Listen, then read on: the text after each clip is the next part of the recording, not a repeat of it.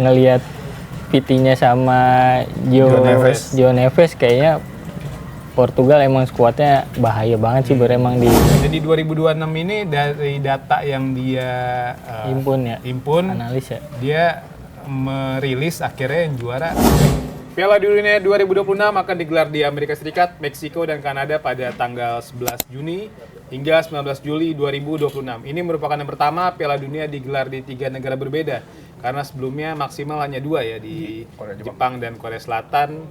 Ini baru 2 ya, baru hanya di tahun 2002 itu aja, sebelumnya nggak pernah digelar di lebih dari 2 negara. Makanya kita sangat menantikan siapa yang nantinya akan menjadi juara Piala Dunia 2026. Untuk membahas lebih lanjut soal Piala Dunia 2026, gue Ramdan Nibur hari ini nggak sendirian di program Kickoff.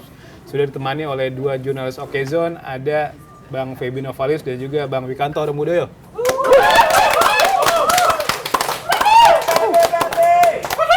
Udah kelihatan ya, di jersey udah kelihatan. Udah rame nih.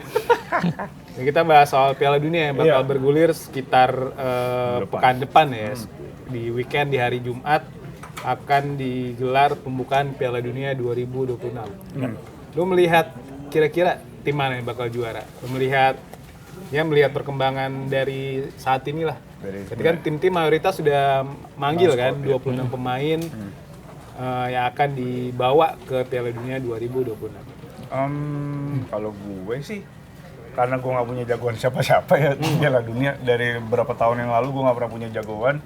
Berarti pernah punya jagoan? Pernah dulu, cuman gue udah waktu masih kecil lah, masih pengen lihat waktu kecil kan namanya juga baru tahu bola ya kan, baru pengen lihat-lihat aja lah negara yang juara gitu. Tapi setelah kesini kayaknya selain Indonesia gue nggak terlalu ngikutin negara lain gitu. Kalau misalnya tahun ini ya, Piala Dunia tahun ini gue lebih condong, bukan menjagokan ya, lebih condong ke Portugal atau Argentina. Karena kalau ngeliat skuadnya Portugal tuh dari belakang dari kiper sampai depan, mungkin problemnya cuma di depan karena strikernya satu udah terlalu tua. Si abang-abangan itu, si beliau itu sama cadangannya nggak terlalu banyak main. Gonzalo Ramos ya? Gonzalo Ramos, tapi kalau dari skuadnya itu paling imbang Portugal dari belakang sampai depan. Argentina juara bertahan, otomatis dia adalah kandidat terfavorit. Apalagi masih ada Lionel Messi di situ. Jadi kalau gue ditanya 2026 lebih condong ke siapa yang bakal juara, kalau nggak Portugal, Prancis. Kalau nggak Portugal, Argentina, sorry. Portugal apa kelebihannya dia? Maksudnya apakah di lini tengah, apakah belakangnya, atau seperti apa? Sedangkan Argentina kelebihannya apa? Selain ya kalau Messi kan kita tahu di 2022 nonjol banget ya. Cuma sekarang kan usia juga ada beda ya kan. Sekarang usia sudah 39 berarti di tahun ini kan, nanti di bulan dalam 1-2 hari lagi kalau nggak salah dia ulang tahun ya. Yang ke-39 dan tentu fisiknya juga nggak sebagus 4 tahun lalu kan. Dan baru-baru ini dia juga cedera kan ketika Inter Miami main di lanjutan Mayorus Congkat. Kalau gue Portugal itu kuncinya ada di tengah. Di situ mereka punya Vitinha, João Neves, dan Bruno Fernandes. Walau bagaimanapun Bruno Fernandes mungkin cuma Bruno yang nggak megang trofi musim ini. Tapi kan João Neves dan Vitinha kemarin di final Liga Champions itu membuktikan kalau mereka sangat punya kelas dunia. Tapi Bruno megang trofi pemain terbaik. Tapi Bruno megang pemain terbaik Liga Inggris musim ini. Dan dua kan, PFA, PFW, penulis pokoknya versi wartawan dan juga versi Premier League.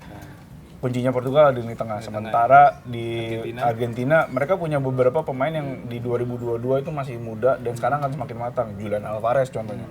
Ketika ini orang satu sebetulnya punya hoki di beberapa turnamen, walaupun di Atletico Madrid dia hokinya habis ya. Tapi kalau di Argentina kayaknya Julian Alvarez ini bisa jadi salah satu senjata mematikan Argentina musim di Piala Dunia ini. Ada Enzo Fernandez juga yang makin matang, dan juga ada pemain-pemain lagi. Kipernya masih Emi Martinez, masih kiper yang punya kualitas dunia. Jadi ada juga Julian Alvarez, Lautaro Martinez, ya kan, juga ada Lionel Messi kalau masih misalnya main. Jadi menurut gua ya dua negara itu. Argentina ya. Berarti menurut lu juara Piala Dunia tahun ini ada di Ronaldo atau Messi? Eropa atau Amerika nih? Kalau ngeliat 94 yang juara Brazil kayaknya sih Argentina lagi. Belum ada lagi juara bertahan Piala Dunia setelah Brazil 62. 58 Brazil, 62 Brazil, setelah itu nggak ada juara bertahan. Jadi kalau misalnya Argentina sekarang juara ya nggak apa-apa juga. Karena skuadnya oke.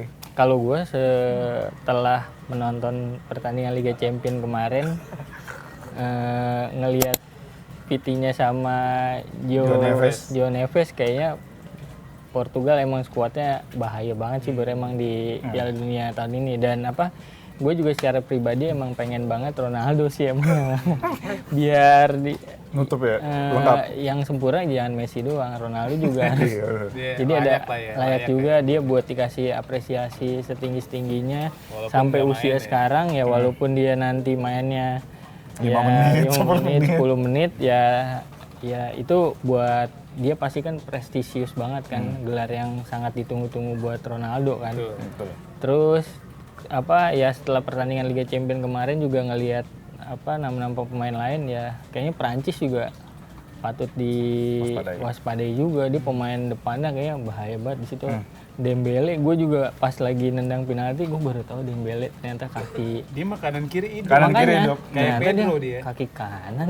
Kayak Witan kan. Padahal dia mainnya ada di kanan, nekuk-nekuk bolanya ke kiri mulu. Iya makanya wah bahaya nih orang. Terus di situ juga ada Mbappe juga kan. Ada polisi. Ya paling ya benar kata Arung ya, Prancis emang kurangnya di gelandangnya agak ya udah senior lah ya gitu. Kapan ngomongnya tadi? Di off cam.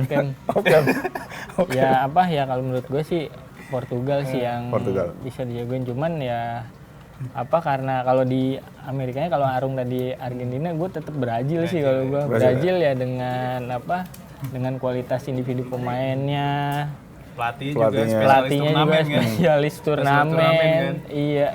Ya itu mudah-mudahan sih si Ancelotti di situ bisa ngeredam ego masing-masing pemainnya. Kalau Neymar masuk ke skuad ya itu untuk ngasih motivasi buat junior-juniornya dan ya jadi lawannya juga pasti ngelihat di situ ada Neymar juga, berarti ada hal yang harus diwaspadai juga tim-tim Piala Dunia yang lain gitu.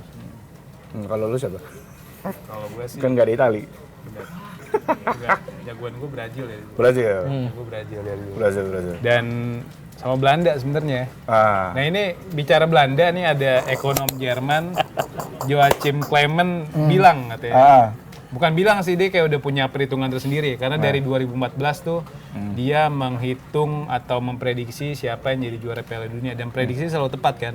Di 2014 ada Jerman, 2018 Prancis, dan 2022 Argentina. Enggak, dari 2018 berarti? Berarti 2014 kan? 2014. Dan di 2026 ini dari data yang dia impun, analis ya. Dia merilis akhirnya yang juara katanya Belanda. Tapi kalau kita melihat materi pemain saat ini dan juga performa saat ini, kayaknya Belanda enggak deh. Karena kan materi pemain Belanda siapa sih yang benar-benar top kan? Van Dijk udah tua. Gakpo di Liverpool juga jadi pemain cadangan ya kan. Paling yang Frimpong nggak dipanggil kan. Terus Memphis Depay paling andalan depan. Memphis Depay paling itu juga udah berumur juga kan. Wout Weghorst juga. Kayak dikit banget golnya kan di Ajax sekarang klubnya. Di Ajax ya, kan? sama Martin Pas. Gimana melihat melihat peluang Belanda ketika dia diunggulkan oleh ekonom Jerman yang terbukti tepat diprediksi di Piala Dunia terakhir gitu? Kalau misalnya dibilang Belanda salah satu unggulan mungkin agak susah ya, tapi kalau salah satu kuda hitam iya. Karena kalau melihat skuadnya sebetulnya musim ini nggak ada yang betul-betul menonjol ya. Frenkie de Jong di Barcelona aja perannya udah mulai menurun. Frenkie de Jong kayaknya akan kapten selain Virgil van Dijk kan. Di belakang juga mereka kehilangan Matthijs de Ligt karena cedera ya. Jadi belakangnya mungkin akan Mickey van de Ven dan juga Jan Paul Hek dan juga Virgil van Dijk. Kipernya Bart Verbruggen lah namanya gimana lah nggak tahu, pokoknya Coach Justin aja yang tahu ya. Brighton ya. Kipernya Brighton. Dan juga ya depannya yang kan kurang sih. Sebetulnya kalau dari squad, dilihat dari squadnya ya, itu kurang banget Belanda sebetulnya dibanding 2022 di mana mereka kalah sama Argentina gitu. Penalti. Mungkin kalau prediksinya dia data ya silakan aja, itu sah-sah aja kalau misalnya dibilang by data ya. Tapi kalau melihat performanya musim ini, kayaknya sih Belanda kemungkinan besar maksimal lolos grup lah. Di bawahnya Jepang tapi.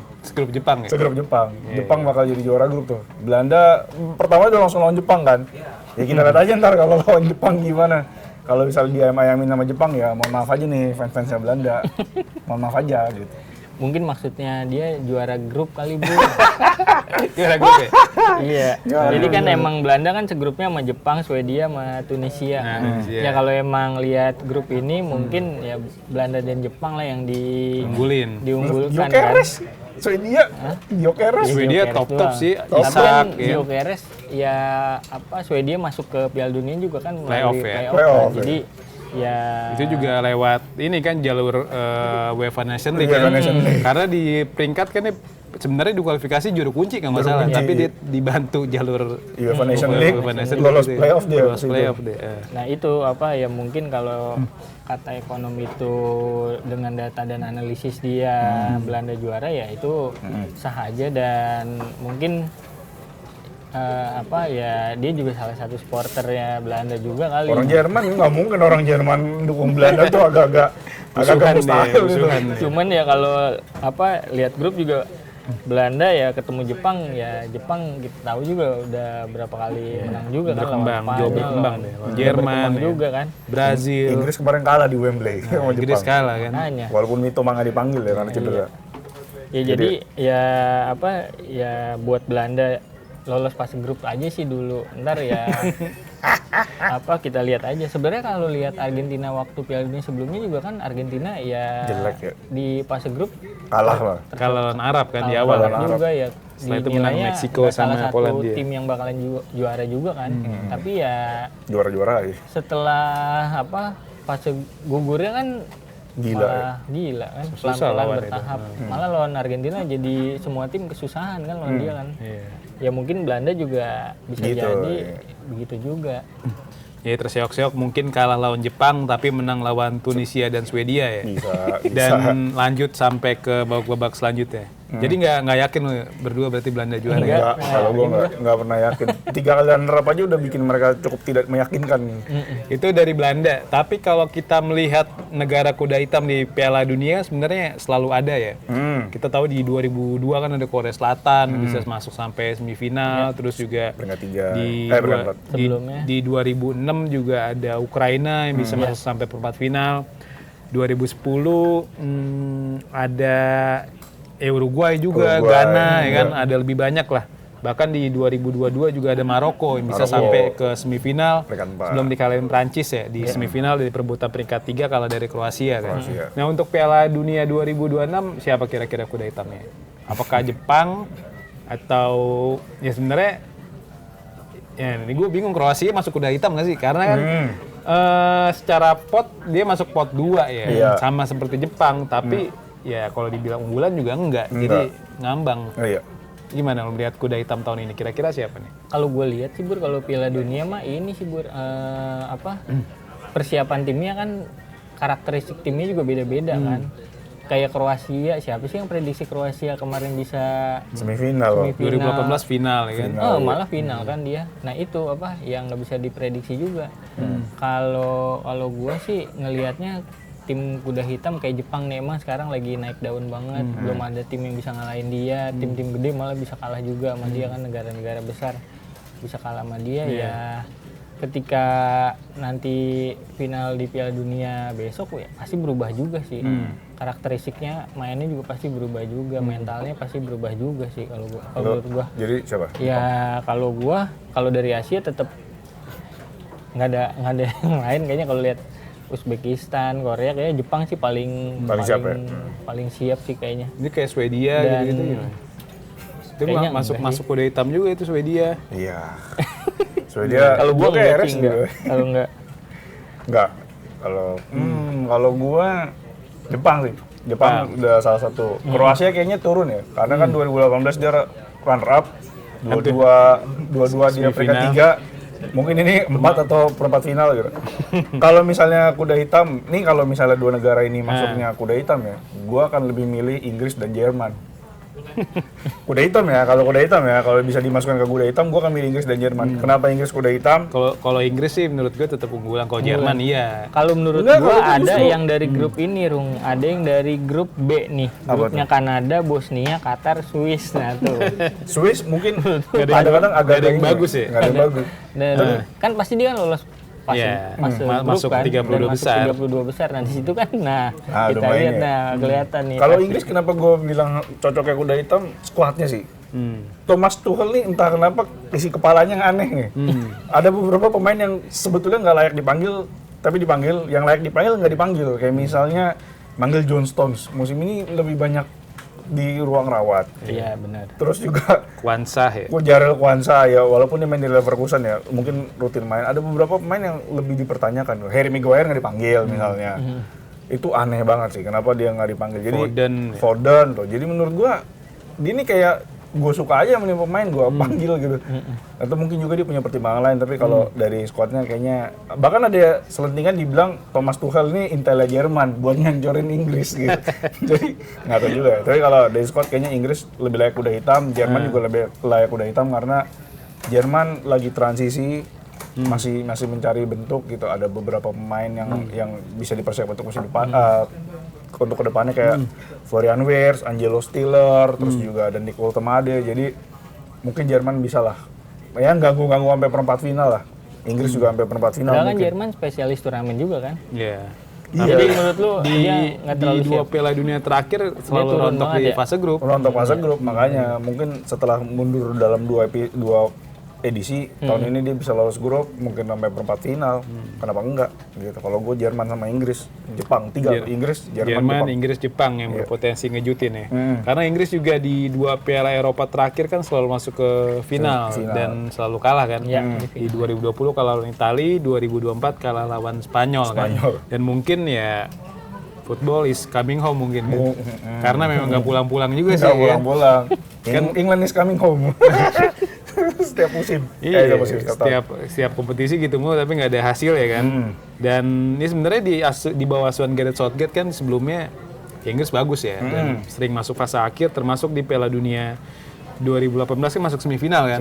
Belum akhirnya kalah dari Kroasia ya. Adu penalti dan akhirnya ya adu penalti pakai extra time gitu gue lupa. Adu penalti ya? Pak Strata, pokoknya di antara itu lah. Kayak sampai perpanjangan waktu, itu pokoknya beberapa kuda hitam yang mungkin ngejutin di Piala Dunia 2026. Ini selain tim kejutan kan ada beberapa tim debutan nih. Kalau kita lihat datanya ada Cape Verde pasti kan. Terus juga ada Uzbekistan, Yordania, Curacao, Bosnia udah pernah. 2010. Berarti ada 4 nih, ada Yordania, Uzbekistan, Curacao, Cape Verde, Haiti juga udah pernah. Haiti udah pernah, lama banget. Berarti ada 4 tim. Kira-kira siapa dari 4 tim ini yang berpotensi jauh? Ya melaju lebih jauh lah.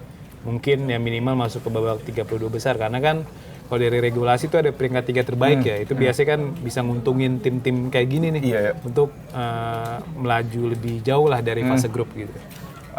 Kalau gua pengennya karena gua orang Asia, gua pengennya Uzbekistan yang melaju paling jauh karena ya balik lagi seperti yang gua sering bilang di kick off ya. Uzbekistan itu adalah Eropa tapi di Asia.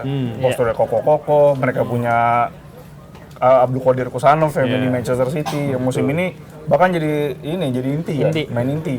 Salah satu kekuatannya Manchester City di belakang. Jadi gue pengennya Uzbekistan ya paling nggak sampai per 8 final atau per 4 final lah.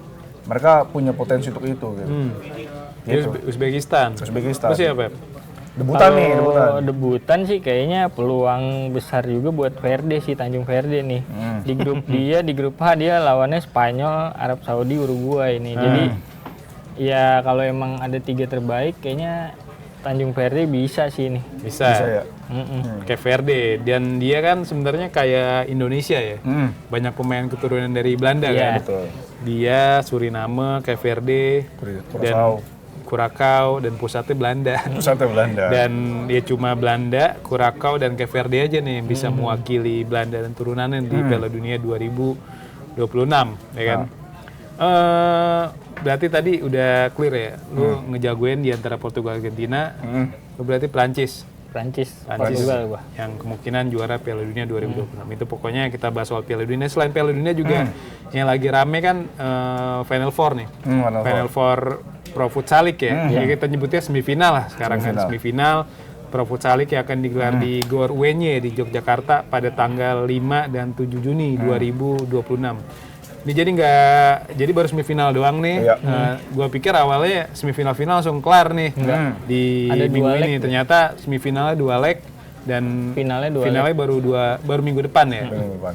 Ini kan kalau dari jadwal kita lihat Favage Benua ya. Benua akan menghadapi Cosmo JNE.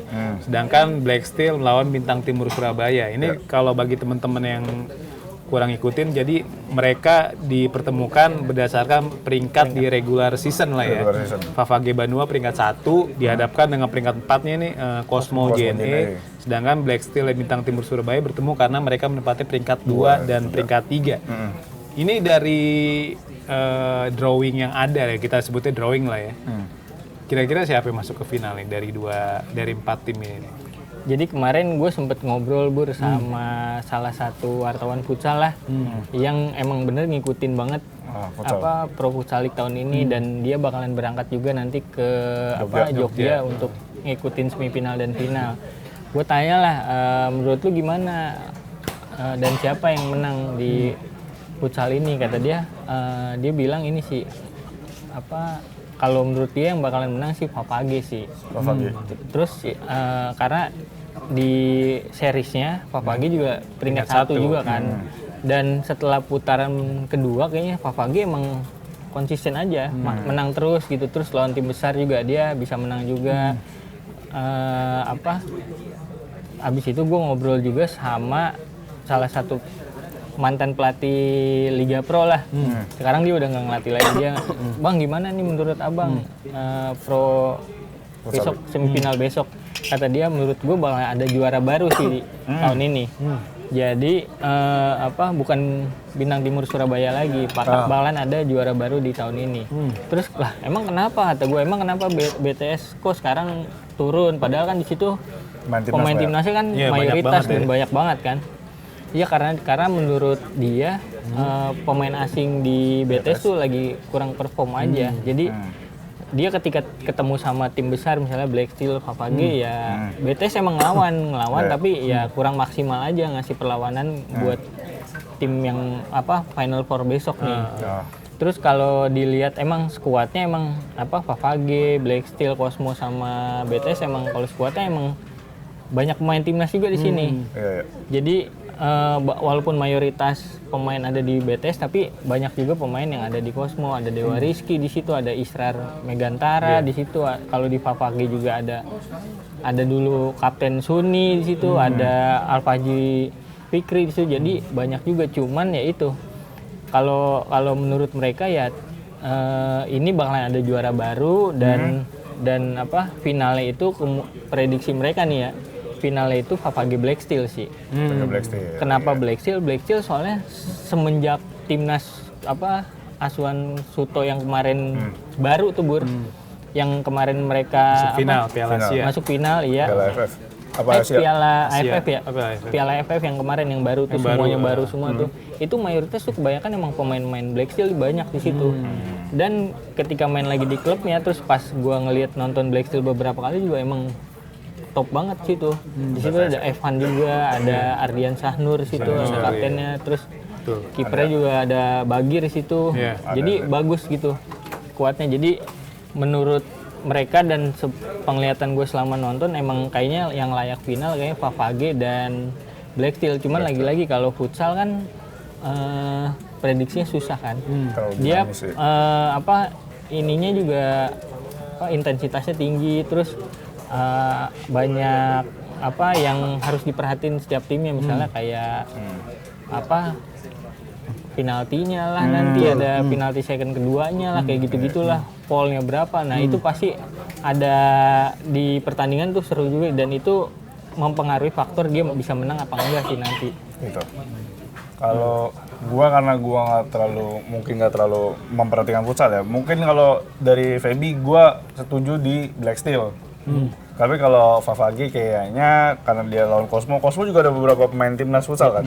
Jadi kalau gue sih kayaknya Cosmo sama Black Steel ya. Karena penampilan di regular season dan juga di Final Four itu kadang berbeda, karena di regular season itu kan pemain mungkin tim masih bisa agak slack off lah, maksudnya agak-agak agak relax di beberapa match karena mungkin udah dapat poin yang dibutuhkan. Ketika di Final Four mentalitasnya pasti beda gitu. Jadi ya kita balik ke ini aja ke Liga Indonesia waktu 2023-2024. Regular series kurang jago apa tuh Borneo FC. Tiba-tiba di Final Four-nya ngablu gitu. Jadi biar bagaimanapun peluang untuk Favage Banua untuk menurun di Final Four masih tetap terbuka. Jadi kalau gua Cosmo dan Black Steel. Cosmo dan Black Steel. Kalau lu berarti Favage dan Black Steel. Jadi Black Steel yang kemungkinan udah masuk final ya. Iya. Dan Black Steel di situ lawan BTS juara bertahan. Nah, itu kan BTS ini udah 4 musim terakhir kalau nggak salah ya. Selalu juara Pro Futsal League dengan banyaknya pemain timnas Indonesia. Ini kalau kita lihat dari data pemain di Piala Asia Futsal kemarin tuh ada 4 pemain dari BTS yang masuk ke Piala Asia Futsal. Salah satunya kan kaptennya ya, Iqbal Iskandar kan. Dan sebenarnya bukan 4, 6 malah. Ada 6 pemain, 6 pemain BTS paling banyak yang membantu timnas futsal Indonesia lolos ke final Piala Asia Futsal. Ya. Sebenarnya hadirnya banyak pemain timnas di BTS itu membantu mereka nggak sih untuk ya musim ini berpeluang kembali menjadi juara gitu. Karena kan tadi lu juga bilang ya kenapa BTS musim ini bisa ya kembali bersaing karena faktor banyak pemain timnas, sedangkan pemain asing mereka lagi agak turun performanya. Apa ya pengaruhnya sangat besar Bro. Kalau di futsal kan chemistry pemainnya tuh harus kuat banget kan di situ. Makanya di situ ada paketan timnas ya, walaupun pemain asing lagi nggak bagus, ketika paketan timnasnya main ya mereka chemistry udah bagus banget kan. Misalnya ya Iqbal udah tahu lah passing ke kemana, udah tahu pergerakan pemainnya juga udah tahu ya kalau di futsal tinggal itu aja teknisnya itu. Jadi kalau timnya udah siap ya faktor teknis yang lain tadi tuh pelanggaran segala macem, terus waktu timeout juga penting juga, kapan diambil timeoutnya kayak gitu. Dan kepemimpinan wasit juga pasti nanti disorotin juga karena intensitas pertandingannya tinggi juga kan. Jadi kalau lu tanya paket timnas berpengaruh, sangat berpengaruh banget. Apalagi kemarin gue sempet dengar juga persiapan BTS nih nggak cuma nyelesain pertandingan musim ini doang, mereka udah dapet ya sokongan dana lah katanya buat memperkuat tim ini. Jadi bakalan banyak lagi pemain timnas, entah itu pemain timnas muda atau pemain timnas senior yang bakalan gabung di BTS buat musim depan. Iya benar. Gimana Pak? Kalau ngomongin BTS ya selain juara bertahan 4 musim beruntun, ya mereka juga punya pemain berlabel timnas. Dan itu sangat penting. Setidaknya untuk memasuki lapangan dengan kepercayaan diri ya kan. Gue label timnas nih. Masa ya gue nggak bisa bawa tim gue juara lagi gitu. Walaupun mungkin di regular season kan mereka terganggu karena SEA Games dan juga Piala Asia Futsal kan. Jadi mungkin ketika pemain timnasnya fokusnya ke timnas, BTS agak menurun. Apalagi katanya pemain asingnya nggak terlalu bagus ya musim ini. Jadi tapi ketika kompetisi itu main kayak Piala Asia, Piala AFF, memang berarti libur. Cuma memang kan jadi nggak latihan. Jadi nggak latihan gitu. Jadi mungkin agak menurun di situ. Jadi ya balik lagi ketika sudah masuk Final Four yang bicara nggak cuma soal teknis tapi juga mental. Sebagai juara bertahan 4 kali juara beruntun. Mau nggak mau mental mereka tuh udah di set mental juara. Apalagi kalau kata Feby kan mereka punya visi ke depannya mau memperkuat tim gitu. Jadi pemain-pemain yang sekarang mungkin ini adalah kesempatan mereka untuk menyumbang gelar juara. Jadi ya walaupun tadi gue nggak prediksi BTS ke final, tapi setidaknya mungkin BTS akan memaksa Black Steel main habis-habisan sampai bisa ke final gitu. Apalagi kan pertandingan Final Four-nya 2 leg kan. Jadi di hari Jumat pertemuan pertama di Minggu mereka ketemu lagi. Jadi ketika misalnya kurang perform di di pertandingan pertama lu bakalan bisa ngebales sama di finalnya juga. Gua kira finalnya cuma sekali juga, ternyata finalnya 2 kali juga kan. Jadi ya ini berarti kan sebagai unjuk gigi dari timnya juga, ketika tim lu siap banget secara fisik, mental dan semuanya kesiapan timnya. Jadi kita juara Pro Futsal League yang sekarang pasti tim yang terbaik karena mereka udah diuji beberapa tahap kan di situ di Final Four sampai ke finalnya. Oke, nanti tinggal kita saksikan tim mana yang bisa lolos ke final, apakah Favage Banua, Cosmo JNE, Black Steel atau Bintang Timur Surabaya. Intinya siapapun yang nanti lolos ke final dan menjadi juara, mereka memang punya kualitas ya. Karena terbukti kan di regular season yang panjang berapa sih peserta? 12-14 ya? 12. Ya pokoknya ada belasan peserta di Pro Futsal League dan mereka sudah masuk ke 4 besar tuh sudah luar biasa. Pokoknya paling itu ya pembahasan kita hari ini, dan thank you banget sudah join di podcast Kickoff Okezone. Nanti kita bahas lagi pembahasan-pembahasan lain nih. Ini Okezoners, selain dari Pro Futsal League, kebetulan Okezone juga akan mengadakan turnamen futsal antar SMA bertajuk Okezone National Championship. Turnamen ini akan digelar di 4 kota di Jakarta, Bandung, Surabaya, dan juga Yogyakarta. Nantinya masing-masing tim dengan peringkat 1 dan peringkat 2 di masing-masing kota akan lolos ke babak grand final yang akan digelar di Jakarta. Terdekat gelaran edisi Jakarta akan digelar bulan ini, tepatnya di bulan Juni di GOR UNJ Jakarta. Bagi teman-teman yang sekolah menengah atas atau SMA bisa mendaftar, nanti bakal kita infoin di medsosnya Okezone, lebih tepatnya di Instagram atau dan juga TikTok. Oke, Okezoners, sampai jumpa di Kickoff selanjutnya. Gak sempet baca? Dengerin aja, klik icon text to speech di okezone.com.